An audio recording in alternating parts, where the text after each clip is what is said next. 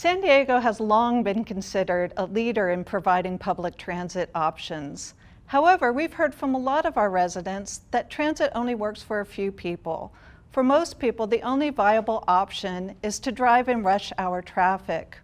We've developed the Transit Leap network to resolve many of these issues and provide an alternative to the automobile. One of our first steps in developing a transit network is to design it around the service types that we're planning for. Our first service is the commuter rail service. This service is being designed to operate at 120 miles per hour. It's being designed to operate on bridges and in tunnels. It's being designed so that it's an alternative to the automobile.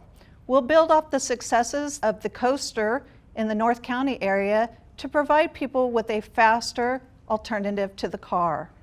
Our second service is one that everybody in this region knows well. Our trolley or our Sprinter line will be upgraded to remove it from congestion at intersections. Here we'll also be providing longer spans of service, up to 20 hours a day.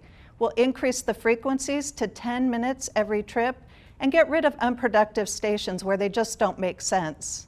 Our next service is the Next Generation Rapid service. San Diego's had a good experience with our first set of rapid routes.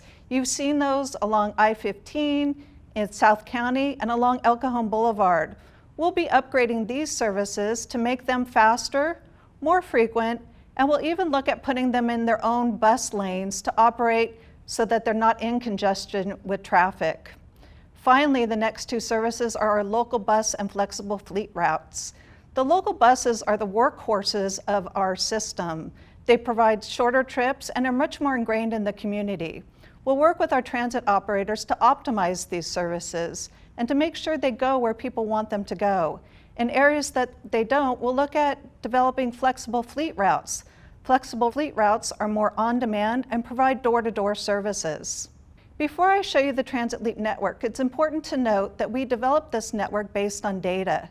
We used all that data that Antoinette showed you earlier, and we used it to connect people and jobs. Our initial evaluation developed 5,000 possible connections. We know we can't operate 5,000 possible connections. So here we used a computer system to bring this down to the most effective routes connecting people and jobs. This resulted in 19 possible local and express variations. Again, we went through what we call propensity analysis to further reduce this to the network that I'll show you now. So here's our proposed Transit Leap network. It's a rich network with commuter rail, light rail, and next generation rapid services. Our commuter rail, again, it's designed to provide for those longer trips, up to 120 miles per hour. Our first service would operate along the North County. Many of you know this as the Coaster Corridor. This would provide service up to 120 miles per hour. What we'd do here is we'd take that route off of the cliffs in Del Mar and bring it to the heart of Sorrento Valley. We would bring it down to the proposed Central Mobility Hub, connect it to downtown San Diego, and then down through the South County to connect to the 3 border crossings. Our next route is something that is a line that people refer to as the Purple Line. The Purple Line would travel in the same north-south connection. We'd divert it to our urban communities in North Park, Mission Valley, and connect it to our job centers in Kearny Mesa and Sorrento Valley before continuing it northbound. Our next line is one that travels from our denser areas of El Cajon across Mission Valley into our urban areas of City Heights, North Park, and again connected to the proposed Central Mobility Hub and downtown San Diego. Next, we'll layer on our light rail system. And as I said, we'll take this out of congestion. We'll remove it at intersections with conflict from the cars and provide longer spans of service and more frequent service. Finally, the Next Generation Rapid service would be operated in dedicated bus lanes and provide faster and more frequent service.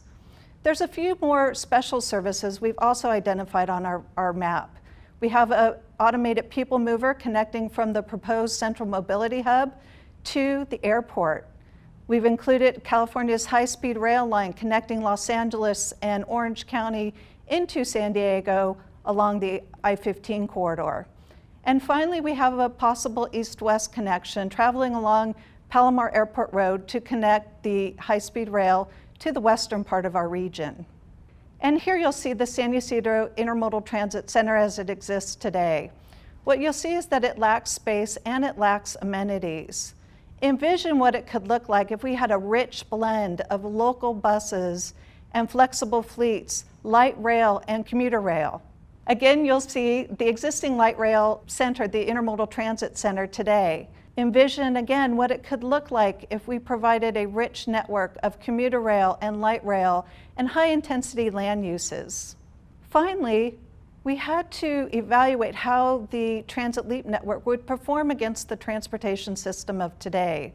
Today, just 5% of people and jobs are within 10 minutes of fast and frequent transit. With the Transit Leap network, this could increase to 55%. Today, only 8% of the population has access to longer service hours.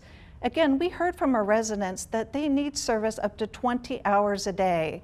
With the Transit Leap network, this could increase to 60%. Finally, we needed to evaluate how the system works for our communities of concern.